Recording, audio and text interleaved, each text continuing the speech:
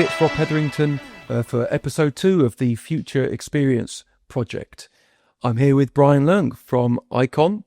Welcome. Thank you very much. Thank you for inviting me. Well, thank you for coming over from a really important conference that you felt this is far more exciting to be on. So that is a really good start. Yes. So thank you. But no, really great you're here.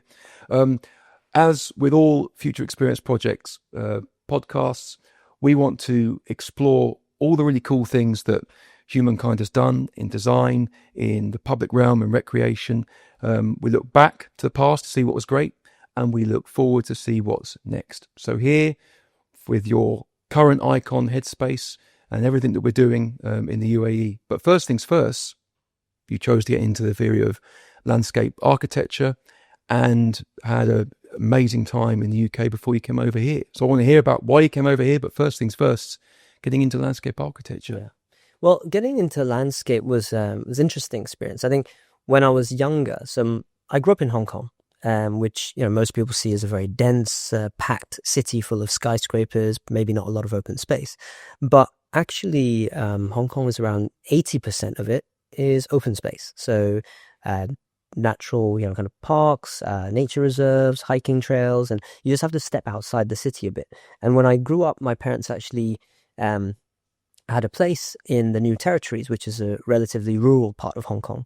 So where I grew up, I actually didn't see that many skyscrapers, and I was exposed to more open spaces, landscape and public realm and things like that. So I think that, maybe somehow subconsciously impacted me and kind of drove me to that kind of field. Then I went to the UK to study. Sorry, man, what age was that? So I was in Hong Kong till I was about 17, and then I moved to the UK for university, and then I worked there for about 7 or 8 years before moving out to Dubai. So your grounding, your experience of growing up in rural Hong Kong, that's really mountainous. I can imagine that, Yes. In European mindsets, a lot of it will be about whether it's near a town or in cities, it's lots of flat spaces and maybe some rolling hills. But in Hong Kong, it's skyscrapers and skyrocket mountains. So exactly. So Hong Kong Island is a lot like that. So in the more rural parts, there was more kind of flat open spaces, but there was, we could see mountains, and then across the border, we could see from my parents' bedroom window into China, into Shenzhen. So it's quite an interesting experience growing up there. Crazy. Have you been there back since Shenzhen's been growing up and become huge? The last time I went was in 2004, I think. So it's quite a long time ago, but it has grown exponentially since. And it's just amazing because before, when I was a child, looking out the window, you see, that beyond the hills, beyond the mountains, okay, that's Shenzhen, that's in China. And then now it's, seeing the skyscrapers, and at nighttime, it's all very lit up. So it's it's completely changed. It's fascinating. So it was the outdoors and the landscape, not the buildings. I mean, you could have gone either way, right? So there was exactly. There was always going to be a designer which way. Yes, and I think when I studied at university, well, the first year was actually taught with the architects. So the first year landscape and the architecture students were taught together. So there could have been a switch. I could have been an architect, maybe. But no, I ended up, I stayed the course with landscape, and I enjoyed it. I enjoyed the field of study, understanding about, what landscape is actually about, not just the kind of leftover spaces from, the buildings. So it's more about that wider urban kind of infrastructure, all of the open spaces, how they network together. Is that how design courses have been forever, whereby it's usually a case of general design in a certain field, and then you get these choices that then specialize just in the way that you described it? Or was that particularly to your... I think that was particularly to my course. So I mean, our intake, we had 10 landscape architects in the first year, and there were about 150 architects. So it was a very, we were a very small group within the overall the year group. But I think where we were different was we were looking more holistically in terms of at a, whether that's a master plan level or a city level, where compared to looking at something at like a building kind of level. That's it. I know we're going to come on to AI later, and we want to hear about the story, but we must remember to touch back on that with AI changing everything and everywhere in terms of how we're living our lives professionally leisure-wise. I can imagine that the holistic approach is something you really value because you've then made a choice based upon seeing some general principles holistically. I wonder if AI either allows us to be more holistic in how we get to understand design because we're not having to worry about so much the nuts and bolts of making something happen because AI is going to help us with that. Or does it do the opposite? Is it making us really narrow a field because we've really got to try and stand apart, which might mean that we're not thinking broadly about design. And that might actually affect design overall. We'll have designers that will be thinking too narrow field. Yeah, I think from a landscape perspective, in terms of the use of AI, myself, my colleagues, we tend to use it, I think, for some kind of conceptual image generation at the moment. So it's quite good at that in terms of visualizing something quickly rather than having to model something and, really create the 3D renders. So it's good for those quick kind of initial conceptual ideas that we've got and turning them into images, so something the client can understand. But we do need to be careful in terms of vetting what is shown because it can come up with things that are not realistic or things that we know don't actually work, but AI has generated some images. So I think there's still some way to go. We don't really use AI much for the developing detailed drawings and technical things because it's not, at least in my experience of it, it's not there yet. Yeah. But I think, over the next 5-10 years, it will grow. It'll take a lot of the load off in terms of the grunt work, in terms of, things that we don't really want to spend our time doing. And then we can then focus on the more unique elements and interesting things that we want to pursue. Oh, I think so. I think certainly with Jabal, the amount of knowledge of what AI is going to change from a full turnkey design build company is that it's always about giving people the most amount of creative options and doing it in the quickest way possible. And that will help deliver really high quality. And for clients and architects, consultants, it's no different. It's the speed in which information can be provided that's trustworthy that ultimately allows probably an 80-20 rule. 80% of that grunt work is removed or reduced significantly, so that ultimately the human power of the equation becomes the dominant factor. So ultimately, if 80% is the creative element, it will probably mean more options or more complexity within the option and not less, because the time is taken doing all that grunt work. And it comes down to the data. And certainly in the exploring that Jabal has been doing for the last 3 to 6 months, it's that access to data and it's that ability of using that data. And I think a lot of this will connect up with the partnerships that will probably advance the fastest in the region will be with those that perhaps have been in the region for a while, because they will have had countless experiences of delivering great ideas or great projects or high quality finishes, and they'll have the data to do it. So I think right now, you're right, there is this, we use perhaps AI just for now in terms of the initial ideas, but that's because we're using general based data on the big systems that are just scraping certain websites. I think very quickly, the data available from those that have been in the region or have been in a country or been in a city, that's going to absolutely strengthen relationships between those companies, but it's going to accelerate the ideas, isn't it? Yes. We were just talking at lunchtime about some of the throw it and see what sticks to the wall ideas that come into Dubai, right? Some incredible things, and some happen, some don't. Well, I think some of those are going to stick a lot more because we're going to work out what sticks far quicker. Yes, that ideation process and having that creativity and using AI to support that. So I think it's important that we don't let the tools like the AI and whatever determine or limit what we can do, but use it as a process or as a tool to just refine things more quickly, develop ideas more quickly. So to me, I see it as almost like the paradigm shift from back in the day when people would do drafting manually, and then shifting into AutoCAD and being able to draw things that are much more complicated, being able to save a lot of time in terms of drafting. So this is like that next step, but aiding with the creativity and ideation process. Yeah, I think you're right. Now you're almost as old as I am, so your time in the UK was before AI. So we need to step back. So you've just entered the world of landscape architecture, and I'd love to hear about the most incredible projects you got involved with in your time in the UK before you came here. But that may have been involved with projects that were international, but based out of where you were in the UK. So Yes, so I think the journey all kind of ties in together. So when I started, I joined a company which was known as Edo at the time, which AECOM bought and then became part of AECOM. My early career was actually in resort master planning, to do hospitality projects, golf resorts, like residential communities, that kind of thing. And one of the early projects that I worked on that brought me to have this Middle East experience was actually Saadiyat Island. So at the time, I think 2007, Saadiyat, there was nothing on it. It was a relatively pristine island. You needed a boat to get to the island. There was no highway. There was no, no hotels, nothing there.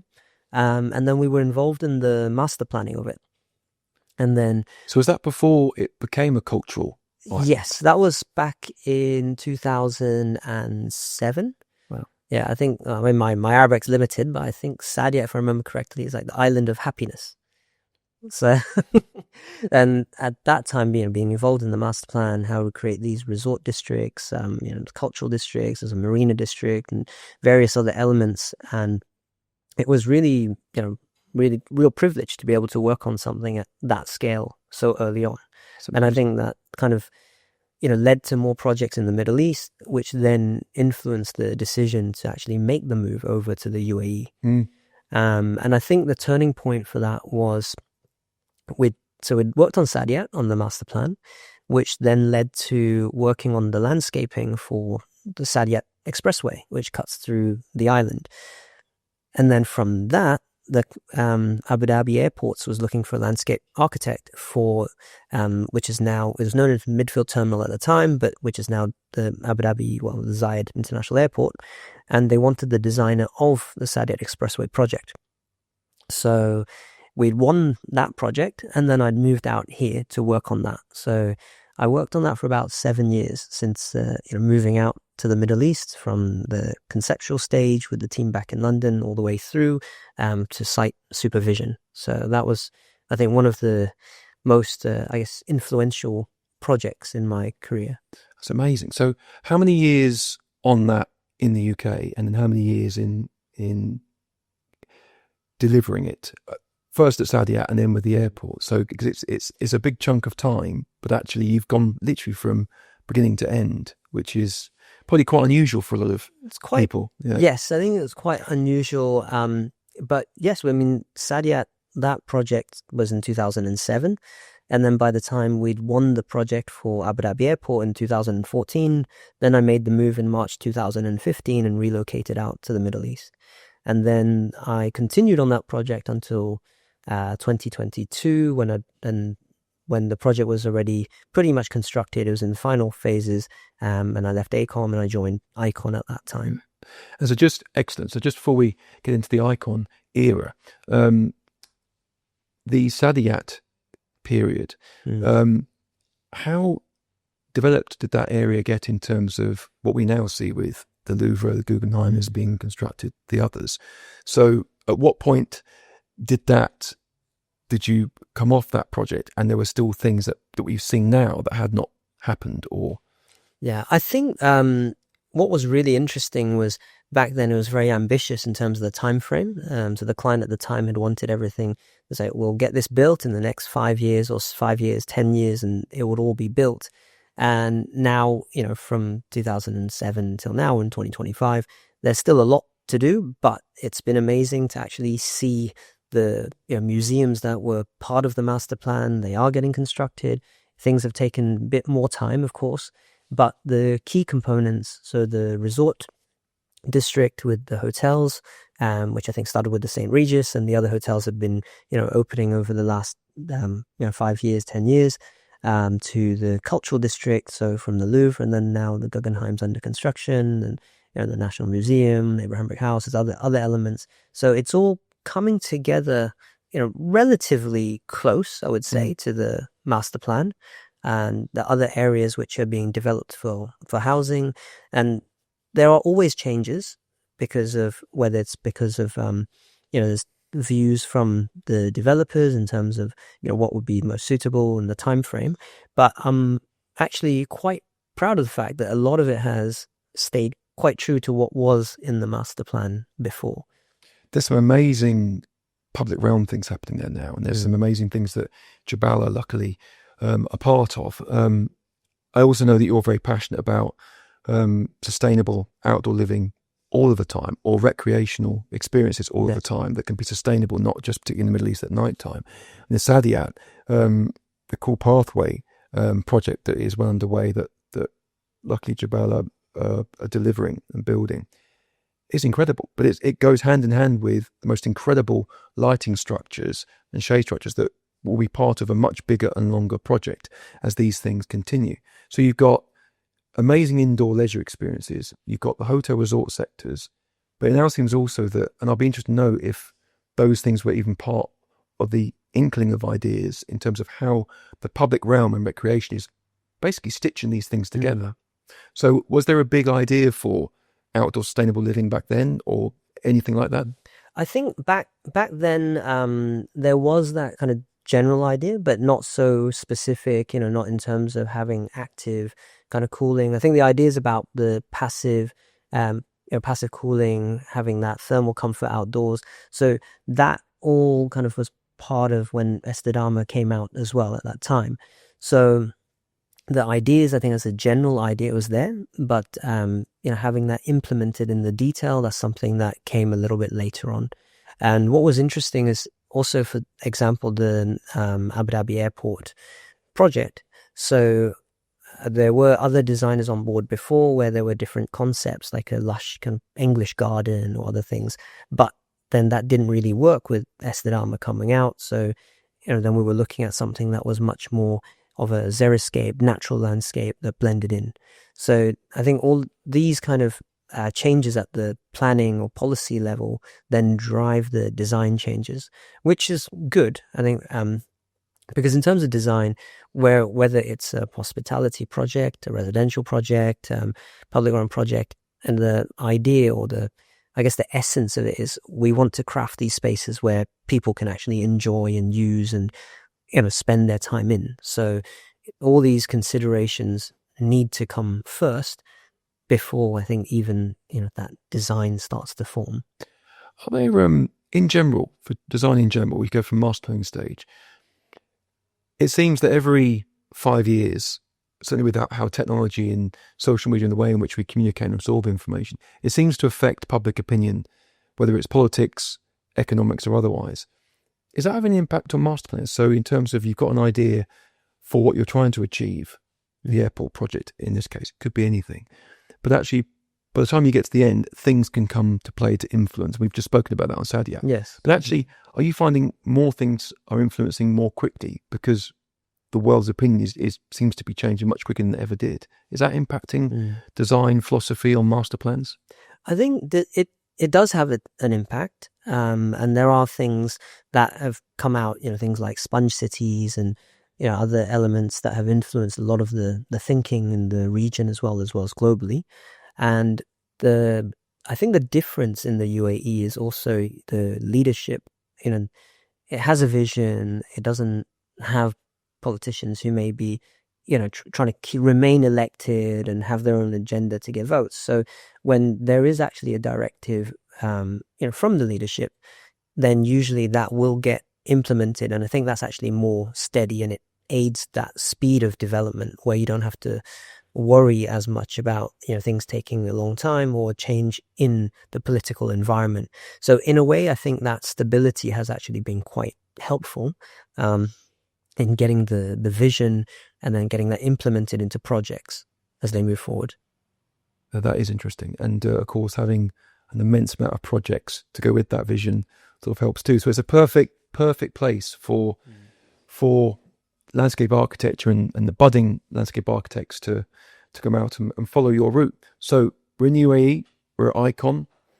Same question. I know that projects have got bigger and bolder and better, and you've had an exciting time there so far. So some highlights at your career so far with Icon. Yes, I think so. With Icon, we've done good range of projects actually, from like public realm, highway beautification, residential development, parks.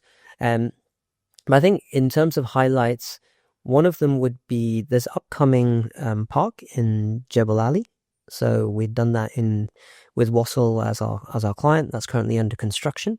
So that will provide a very large scale open space for the upcoming development in that master plan. It's an interesting approach because it also looks at the value of landscape, because there was a previous master plan, and then with the central park.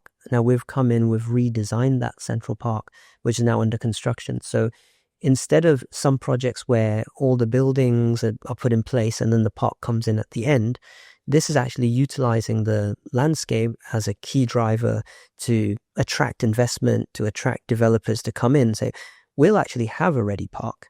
So when you come in and you build the residential buildings and so on, so this is something that will be functioning. It serves the community. Whereas some other older developments, what happened would be the developer would build all the buildings first, and then by the time the last buildings are almost in place, then they start building the open spaces and landscape. And the people who've moved in early, basically, they've been losing out because when they moved in, they didn't have any of the amenities. Interesting. So, in short, leisure is no longer an add-on; it becomes central. Yeah. So, leisure or recreation and wellness, it's a leisure pursuit, whether you're relaxing or being intense about things. It's about a time and place in which you are switching off, or you're connecting up with work, and you're not at the same level. Is that enhancing now? Are you seeing that leisure and recreation is now part of the business model that's sitting? Because this sounds like either the first of its kind or something leading. Is that already changing the other projects you're starting to see? It's not buildings first and post-lesson. You're coming in much earlier as part of a business model? Yes, I think so. And it's having that early input actually at the master planning stage. So I think landscape architects traditionally, they would come in later in the process, and there would be the master plan where the master planners have kind of achieved the goals in terms of what the client wants for the development, for the GFA, etc. Then there would be some open spaces that would be at the end, which would then be developed.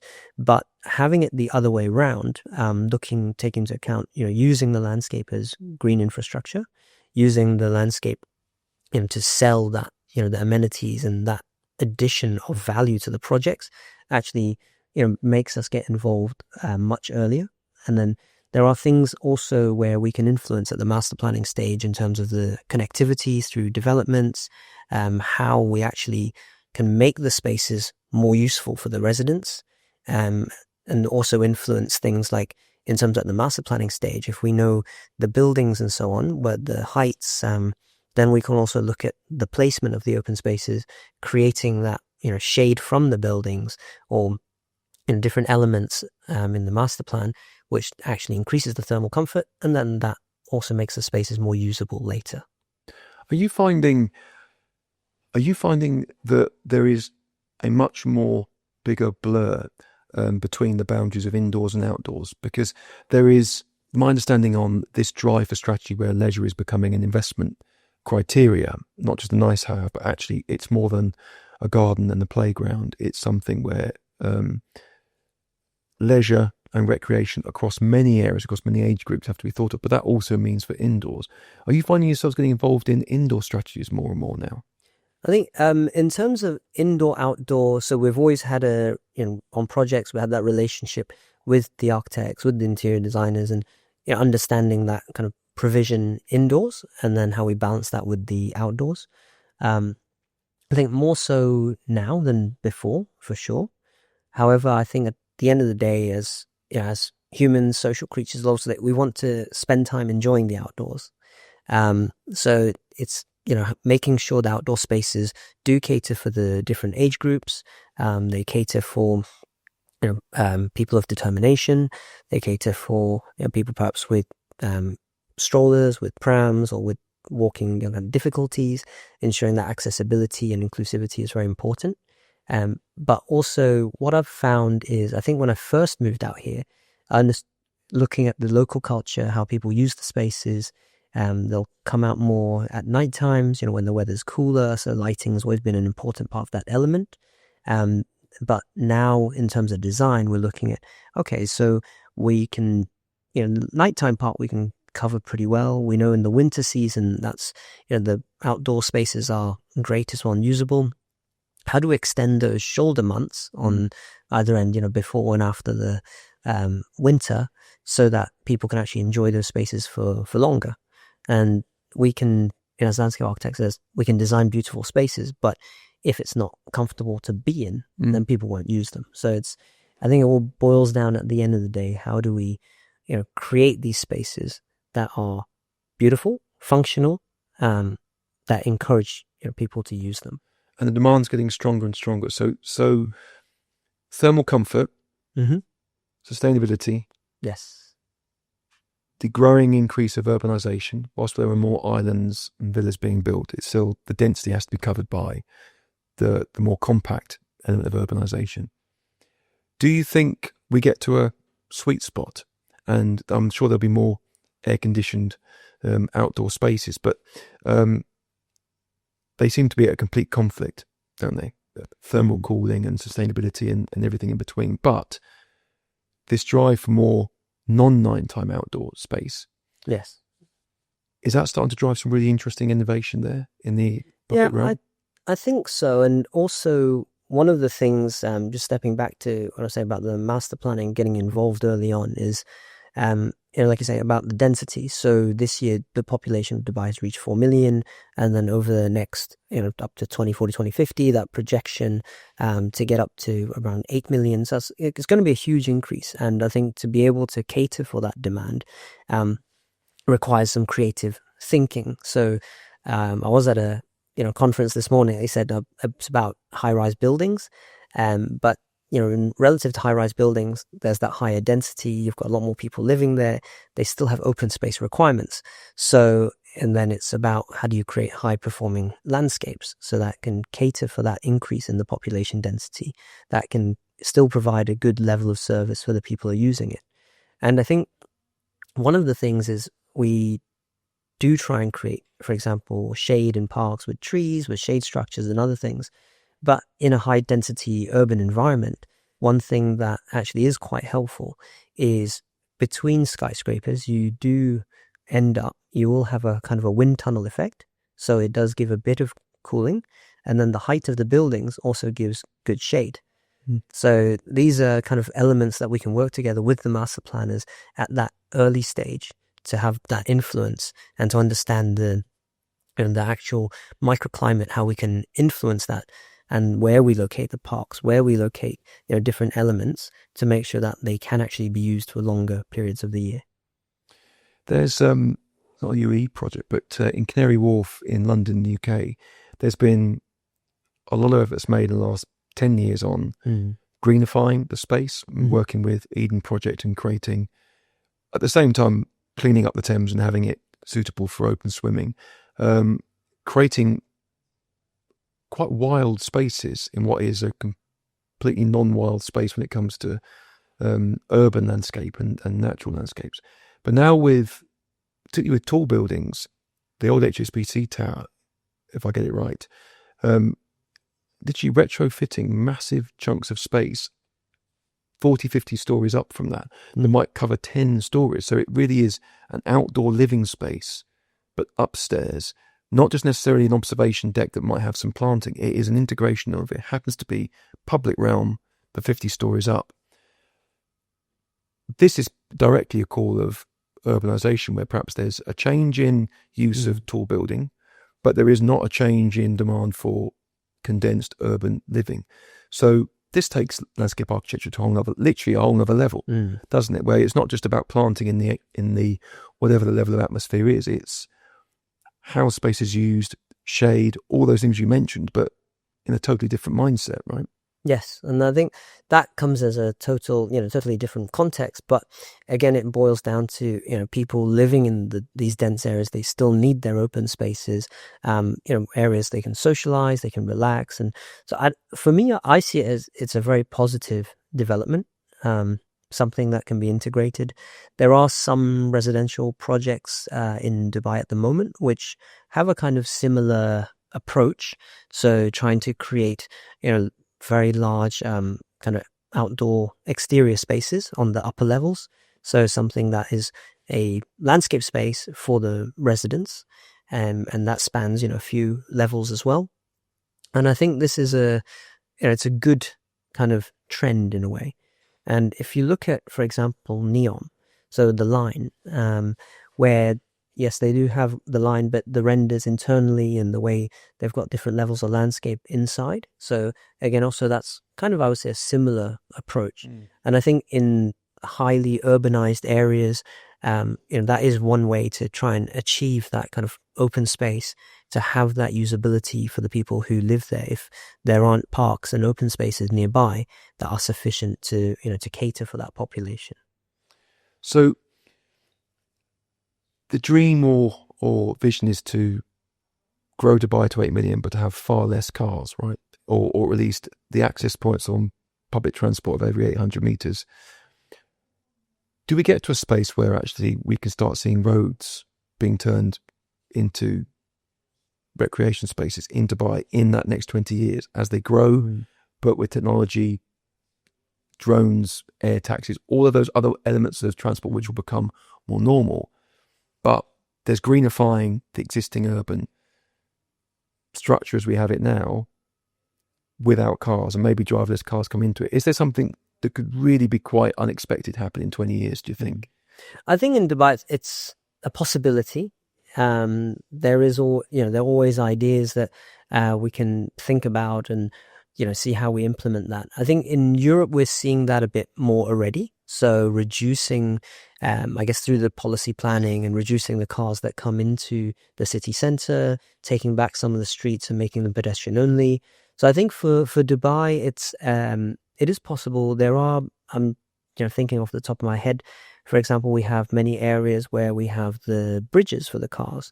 Underneath those areas, they could be utilized as open spaces. So they are already shaded. They are already existing.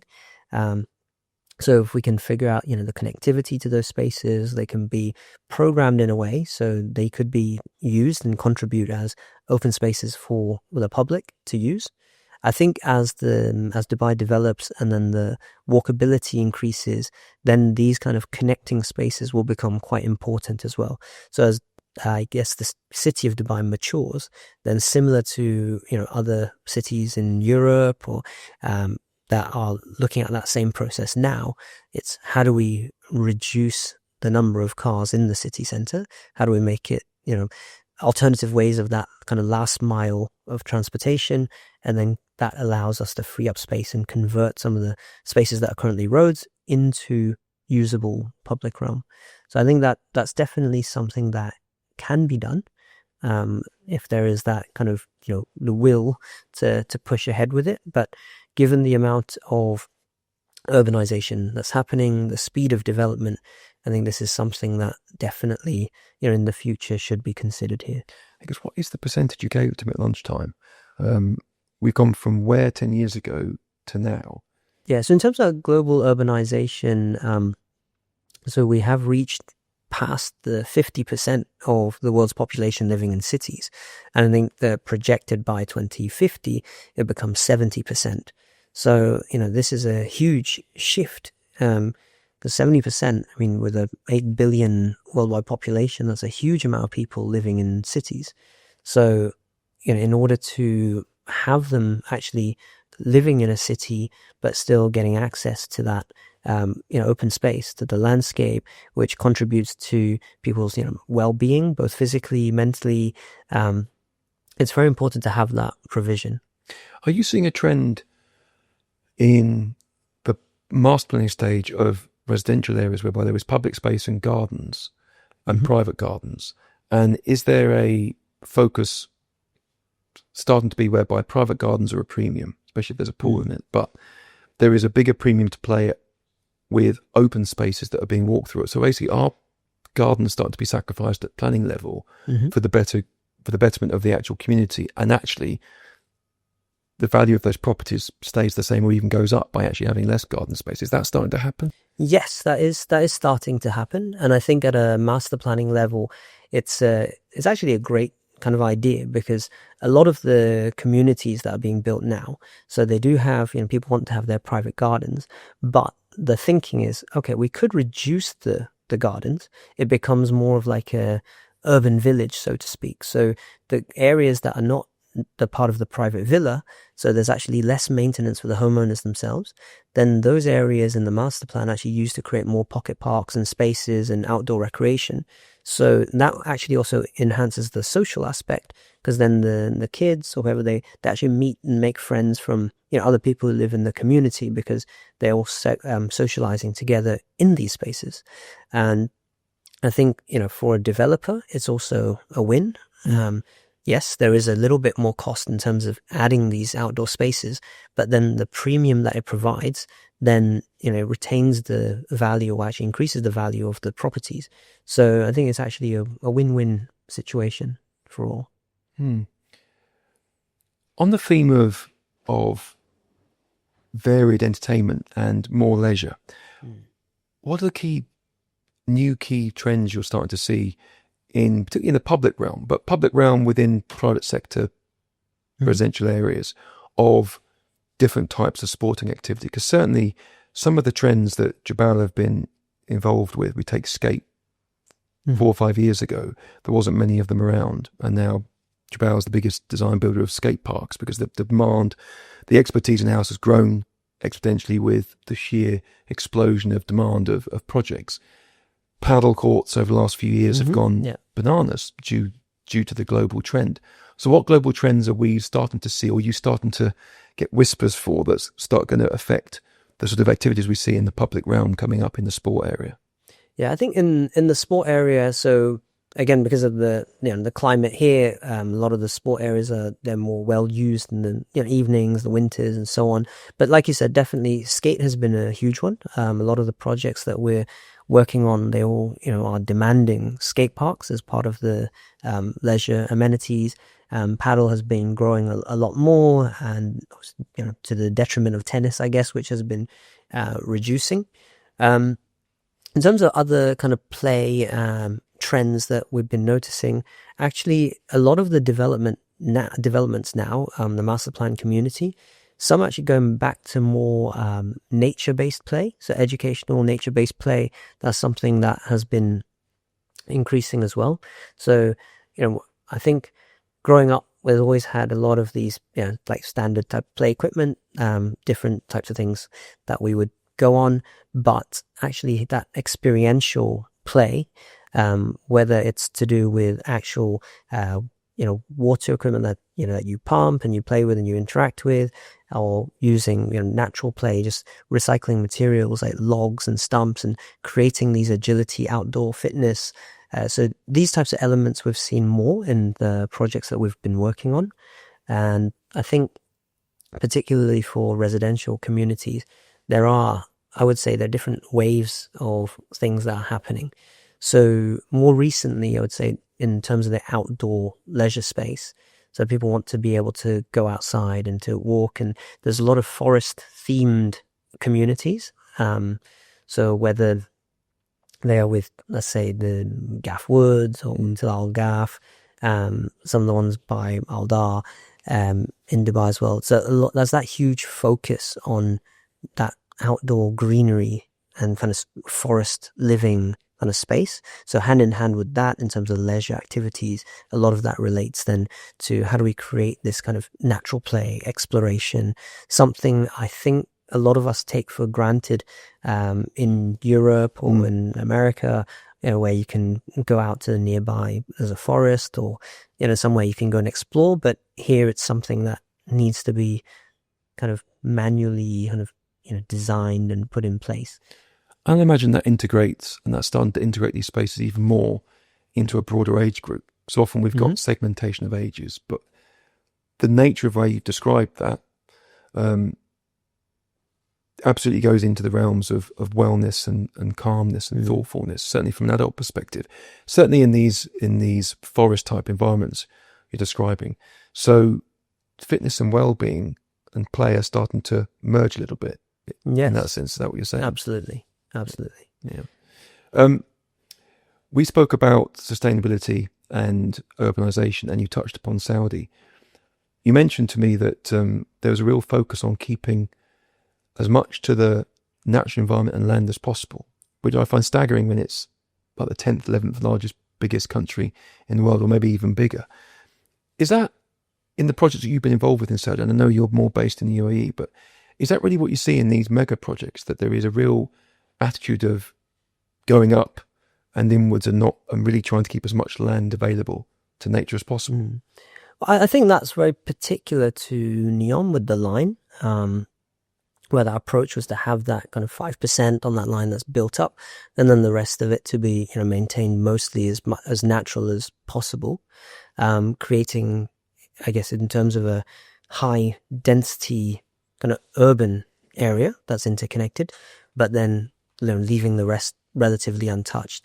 And I think in a way, if we look at historically, if we take New York, if we take Manhattan, for example, so, we have Central Park. There's a huge, massive, open space. And then surrounding it, all around, we have all the skyscrapers, tall buildings, and so on.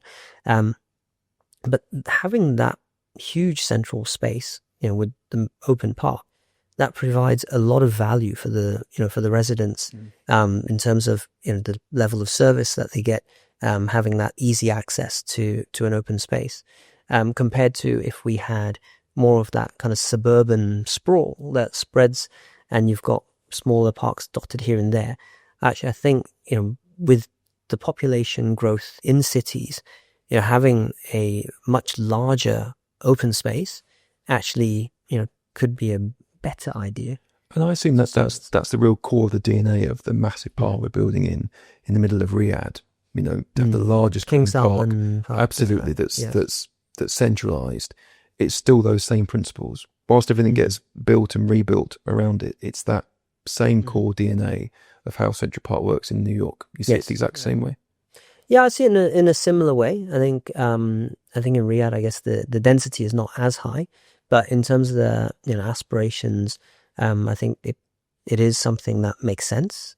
Similar to, I think in Dubai, I guess we have Mushrif Park, which is also very large. So it's having these kind of key open spaces that people can come and enjoy and really relax. Because at the end of the day, having play spaces, and so I think there's a different level of kind of play spaces that we have. So if you live in a villa community, you want to have somewhere nearby. The kids they can go and play, they can enjoy, meet their friends, and that's something more local. And then perhaps something on the weekend, you want to really get immersed into the countryside, somewhere where you disconnect, so you can go to somewhere bigger like Mushrif Park. So looking back, when I was in the UK, I was in the southwest. I was in southwest London, and then we'd oftentimes go to Richmond Park, for example. And then because it's so big, once you're inside, you feel totally disconnected. You see other people walking around, but it's just a pure park in that sense. You don't see buildings, you don't see any other kind of urban elements as such. So I think it's important to have those different scales of open spaces, to give that variety as well for the people who live here. On variety, do you think there'll be more and more of a blur with private leisure enterprise? So on Hudri Island, there's a operated ropes course. Surf exactly, yeah. So in terms of differing combinations, different spaces, these spaces need to do more. So rather than necessarily having a big open space that does one thing and a certain other space over there, is there an economies of scale where you've got to accommodate more in more of those spaces? And to do that often requires something quite intense in a small space. Like, a surf park isn't small, but it comes with a certain cost, but it also comes with a certain level of experience that must be operated. Are we going to see more of that in what you would ordinarily have expected, just an unstaffed space? Are we going to see more combinations, do you think? I think so. I think because at the moment, so if we take Abu Dhabi, for example, we've got let's say on Yas Island, you have all the various theme parks and things which are all ticketed. I think there is a value to where you have larger and relatively public parks, and having perhaps some private investment or certain activities which are ticketed that actually draw in more people, bring in more crowds, and also increases that kind of play value, and people return more often as well. So I think there's definitely some kind of, I guess there's some synergies that can be made with like public-private partnerships in that sense to further expand the activities. Because we worked on a project with Dubai Municipality last year, and we were looking at a number of parks for them as well. Some were new, some were refurbished, existing parks. But as with all things, there's always a budget. So to be able to actually put more content into the park, more themes or more kind of entertainment. So we were looking at ways of how do we actually help the park generate revenue. So from simple things like maybe there are food trucks, or maybe there could be, like you said, themed attractions or other things. So I think there is something that could be looked at in here in terms of that kind of partnership to to expand upon those. Would it? I imagine, and this is a particularly interesting question here, because you always assume that budgets are often not the challenge, but they are. I mean, budgets always can curtail design. You still have to work as hard as ever to make sure that philosophies are delivered. I wonder if that cross-pollinating with private business here could happen more here, because people are wanting to do more and more activities as a demand grows, where actually these projects can perhaps be done on a bigger scale with private business. It's not how it's done, but it could perhaps become so, and maybe in some areas it is. I wonder if you see that starting to happen. Yes, and I think that could happen, because here there is I always say, compared with maybe some other countries, there's also let's say a slightly higher disposable income. There's more appetite for these kind of ticketed, perhaps kind of entertainment and leisure. So it is something I think that could work here, and then it'll just be in terms of partnership between the private entities that run these and with the government, in terms of how they work out in terms of the leasing or the land, and I think that's something that could bring a lot more value as well. Is there, from the digital world affecting the physical world, there has been geocaching and other things around for a long time now, whereby actually you can make, particularly from a children's point of view, you can make a route or something else exciting because they have to go and find treasure, or they go and find a angry bird or whatever it is. With wearable tech now, and then the release of, I think it's Meta's latest goggles, are you starting to see more and more, or can you start seeing an element whereby actually the digital world is going to become a lot more relevant again in a much bigger way than geocaching was, where perhaps geocaching was starting to activate, particularly on perhaps some lower budget projects where you couldn't necessarily involve lots of things, or even if there are elements of equipment laid out, whether it's fitness, play or skate or otherwise. Actually, wearable tech and tech in general, is it going to merge those two worlds in a really interesting way? And could that affect how you start designing spaces? I think so. I mean, there were things that we were looking at a concept stage when we were looking at these parks with the municipality, and we had some kind of really interesting ideas at the start how digitally the parks could be connected. So, for example, there could be particular activities and events, and there were scoreboards there, and then what the children were doing and playing in one park would be reflected then on the scoreboard in another park. And you can actually, even though you might be kilometers away from each other, there's actually in that kind of level of interaction going on. So I think, yes, with the digital and the physical world, there's lots of interesting things that we could incorporate. How do we bring that kind of technology into the parks? And that's definitely something that I think over the coming years will become more and more prevalent in these parks. So with coming back to Icon, the Icon's going great guns, and it's lots of growth happening in the business, and that's a big reason why you joined, right? And you've been a big part of helping that grow over the last number of years. The 2 or 3 key areas that you're seeing that business is just getting bigger and bigger and bigger in the sort of the landscape world in general. What are you seeing? So I think it was a great time when I joined Icon, actually. So I joined kind of mid 2022. At the time, the team was around 70, just under 80 strong. And now now in 2025, we're at around 200 employees. So, we've definitely grown in leaps and bounds over the last few years. Type of work that we've been doing, we've been picking up larger projects as well. Varying from large scale master plans with private developers to actually like Emirati housing projects. And I think with all the various clients, it still boils down at the end of the day is how do we get that creativity and how do we get that differentiation in the design? Because what we don't want to copy and paste. So when we work on these large residential communities, a lot of what we're looking at is there is a communal kind of thread or a theme through it to give that kind of continuity of the project. But how do we customize or look at different spaces, what they provide, and then how that can service the community? So it again goes back to that looking at the demographics of a place. What do we need to provide? What should we provide? Are we catering? Is there enough provision of certain things?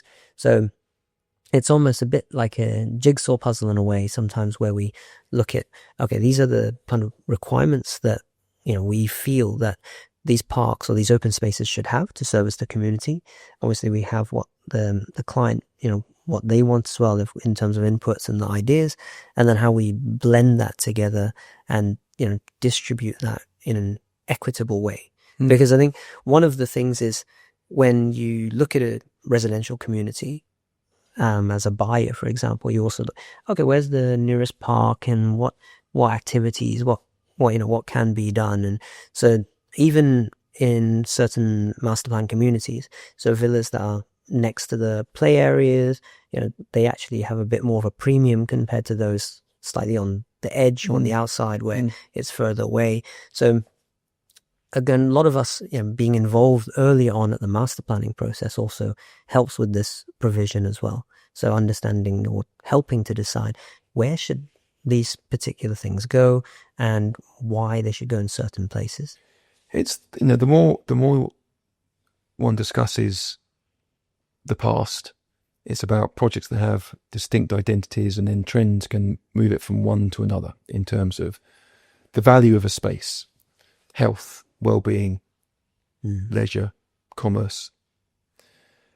Then as the years go by, the trends will slightly differ and change, but it still comes down to the drive for more creativity, more uniqueness, whether it's a residential area or it's a commercial themed attraction space or otherwise.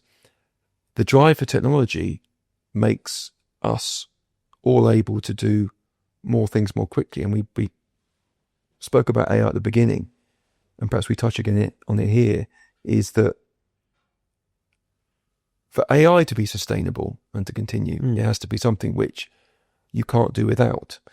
And I would suggest that particularly in public realm landscape design and the lives in which we live in that outside recreation space,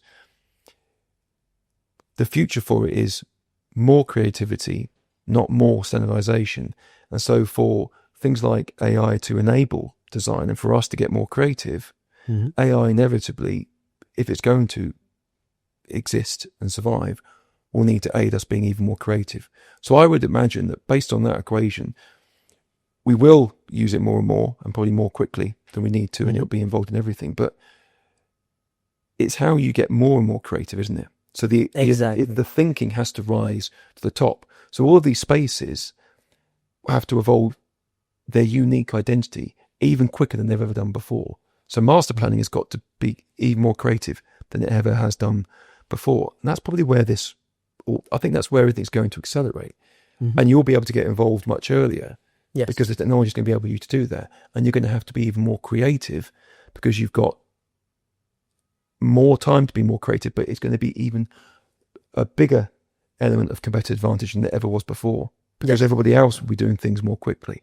So it probably is a good future for the creative and not one to be feared of. You've just got to be the most creative. Embrace it. And I think, embracing it, understanding it to make the most of it. So it's to not let anything, like whether it's AI or whether it's a program or, not to let that limit the creativity, but see how that particular thing can actually aid the creative process more. Because I think at the end of the day, we want to, a lot of us, if not all, we are embracing AI. We are using it in our, day-to-day workflow, but it's how do we get the most of it, but don't be limited by it. And I think that is one of the key kind of drivers.